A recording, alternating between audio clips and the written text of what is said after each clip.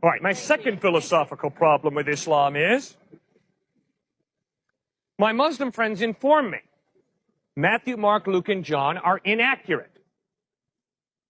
They're perverted gospels. In fact, it's been changed, they will say. Right, exactly. So then obviously the next question is, well, where are the unperverted ones? Unfortunately, my Muslim friends cannot produce the unperverted ones. Instead, what my Muslim friends ask me to believe is that a revelation that Muhammad had 500 years after Jesus, which obviously means Muhammad never met Jesus, that book, the Quran, is a more accurate presentation of the historical Jesus than the Gospels written by the eyewitnesses. Well, I'm sorry. Whenever I want to study an historical person, I don't go running to a guy who lived 500 years after the fact. I want to go to the eyewitnesses. I'm not going to trust Martin Scorsese to be my primary source of information about Jesus. Martin Scorsese never met Jesus. Neither did Cecil B. DeMille. I'm going to go back to Matthew, Mark, Luke, and John, who live in the first century, to be my primary source of information about Jesus.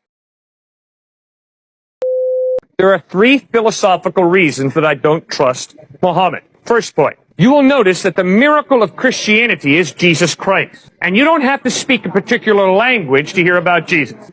The miracle of Islam is not a person. The miracle of Islam is the book, the Quran. But when you begin to study Islam, what you begin to realize is the only way you can truly appreciate the miracle of Islam is by reading it in Arabic. My philosophical problem with that is, why all of a sudden, when God reveals himself very wonderfully in an open way in Jesus, does he suddenly say, the only way to get my clearest revelation is by learning Arabic?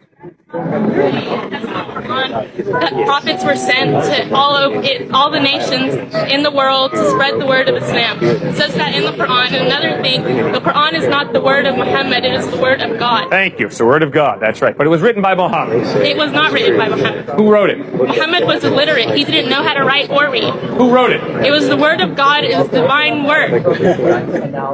You see? It's every single time. They're very consistent. I appreciate it. All right? It is the Word of God, and they're very passionate about it. I respect your passion. There's no way you can rationally have a conversation with that. The same way, if you ask me, why do you believe the Bible's the Word of God? And I look you in the face and I say, because it's the Word of God. Rational discourse is broken down. Did Jesus ever claim to be God? Yeah, he sure did. Yes. John 8:58, Jesus says, before Abraham was born, I am. In John 10:30, Jesus says, I and the Father are one. In John 14:9, Jesus says, he who has seen me has seen the Father.